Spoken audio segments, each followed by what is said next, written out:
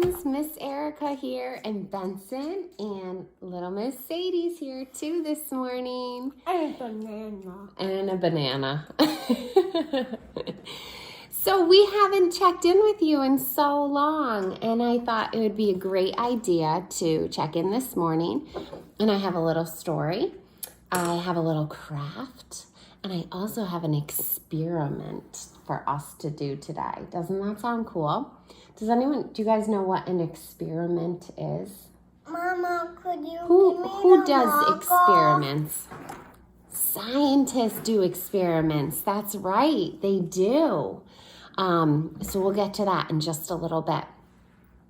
But our book today is about a baby otter named Josh. There he is. And who knows where otters live? Where do otters live? In the water. In the water, very good. So what do otters do in order to move around in the water? Sadie, what do they have to do? Find the mama. They find their mama and they swim. They swim around. So our craft, we have a little sea otter here, which Benson and Sadie are going to color while I read. And then we'll show you the craft after. Okay, so Sadie, here's your otter. Benson, here's yours.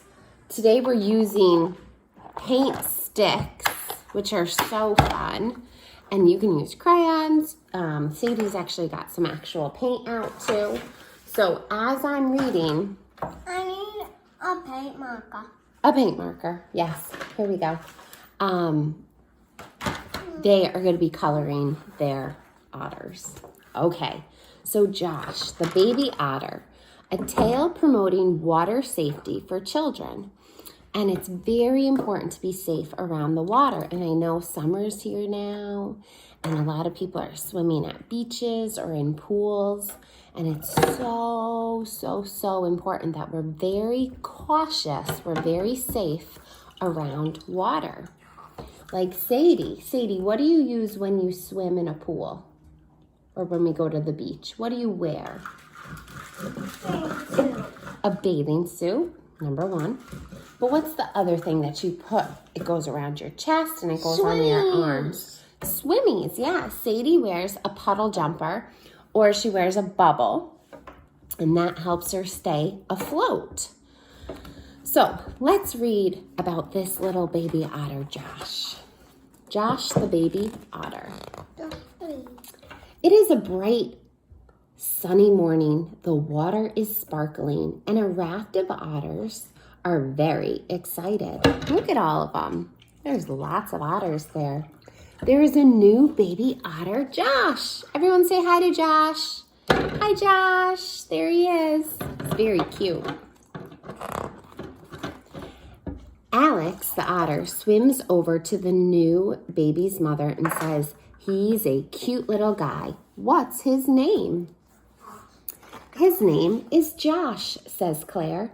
"I like that name. Can he come play with my buddy Austin and me?" asks Alex. "It will be a while because he must first learn to float." There's that word again, float. "This will help him become a really good swimmer. Then he will be able to play with you and Austin." Right? "Everyone should learn to float," says Josh's mother. "Why?" asked Alex. "When we get too tired or the waters are too rough to swim, we can roll on our backs and look up at the sky, relax, and float." One of the very first things otters teach their babies is how to float. This keeps them safe in the water. Which is very true. "I don't remember learning to float," says Alex. "That is because you were taught at a very young age," says Claire. "Was it hard for me to learn?" asked Alex. "Actually, you learned quite quickly, and until you learned, you were always with an adult.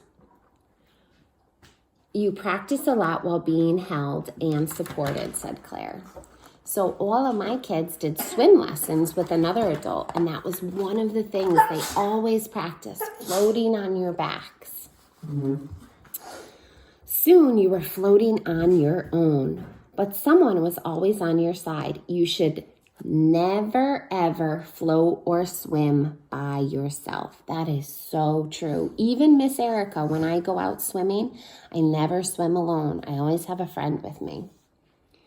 Even when you're a good swimmer, make sure an adult is close by, and you should always swim with a buddy.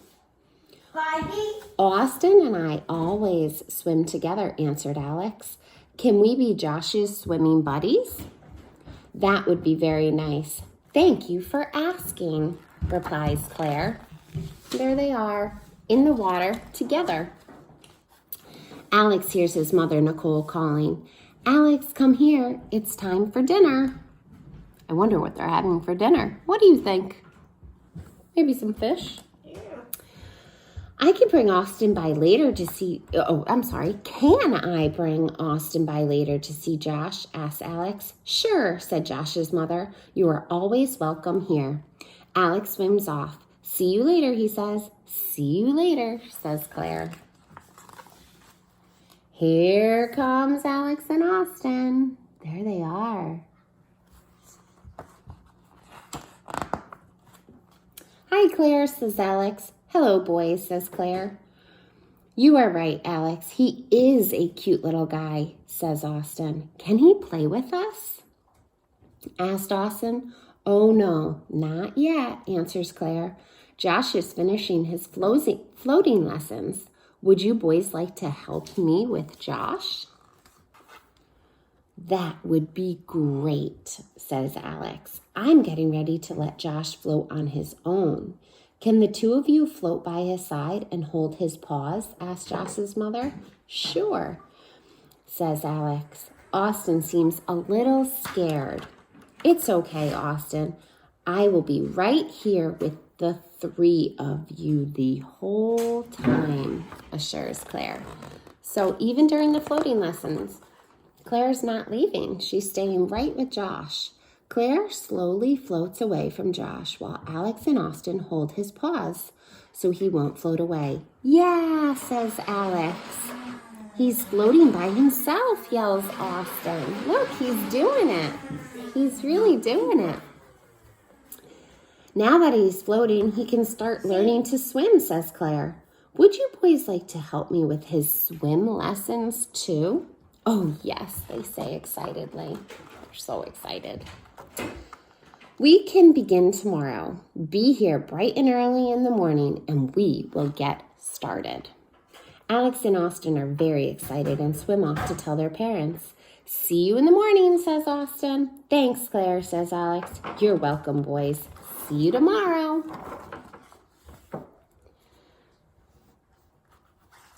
So, they are super excited about reading. I was super excited about reading this book because they're learning how to swim. Even though they do not remember learning how to float, Alex and Austin have been reminded how important it is to try new things. Floating is the first thing you learn when you begin to swim. And we want you all to be safe like Josh. So float early, float first. Float a life. So I want to see all of your floating pictures in your pool. Do you think you can do that for me? Do you think you can send the rec department some pictures of you floating around in the beach or at a pool? Miss Erica would love, love, love, love, love to see all of you learning how to float. You could have your puddle jumper on, you could have your floaties, you could be held by mom or dad, or an older brother or sister. I would love to see it, okay? So now what we're gonna do is we're gonna do our experiment. Ready? What do I have here? Water. Water. Yes, we have some water, okay? And I asked Benson to collect some things from our house, and we are going to see whether or not the objects float, meaning they sit on top of the water, or they sink. They float, drop to the bottom. I think this So- rock is going to sink. Okay, and why do you think that rock, I have to adjust the camera right here. Why do you think, Benson, that rock is going to sink? Because it's so heavy. It's heavy. Okay, good. So now, And this- good scientists make a prediction first. This is almost... Hold on, let's do one thing at a time. So we have our rock. Benson thinks it's heavy, so it's going to sink to the bottom. Ready? Now we're going to test it. Here we go. Put it in. Oh, look at it.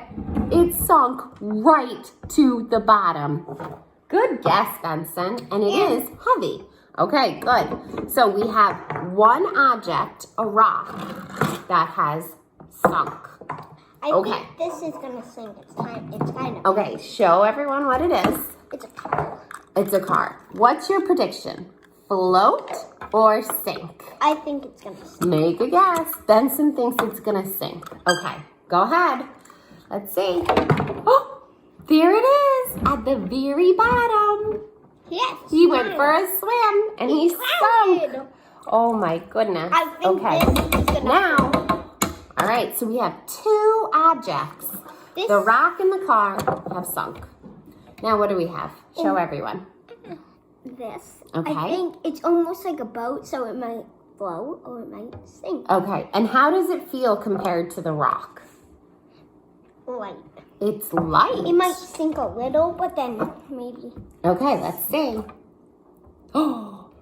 Oh, Benson, very good. So when Benson first put it in, let's do it again. Okay, drop it again. It kind of went under, And but then it guess, came back up. yes, guess what it's doing? It's almost like a boat. It's floating on the top of the water. It's floating on the surface, just like Josh learned how to do. So good. All right, so we have our one object that has floated.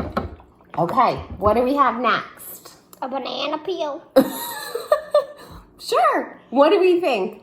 Make think a prediction. Is it going to sink or float? I think sink. You think sink. All right, let's see. What is it doing? The top of it. Oh, wait. You gotta wait. What is the banana peel doing? It's coming back up. Let's try it again. Drop it in. Now just leave it. Let's leave it and watch what happens. Okay. It went under and it's coming back up. It went under, and look, it's on the top or the surface of the water, and it's floating. So a banana peel does what? Float. It floats. Very good. Sadie, did you have an object that you found that we wanted to make a prediction? I know. Okay, Sadie's rubber getting hers. band. A rubber band. Hold on. Make your prediction. I think it's gonna Sink? sink. Or float. I think Sink or it's gonna float. Sink or float. Float. Float? Okay, go for it. Oh, it's sank. Whoa, the rubber band sunk to the bottom. Look, the rubber band's going on the water. Yeah. Good. So what Benson did, we have a hair elastic, okay?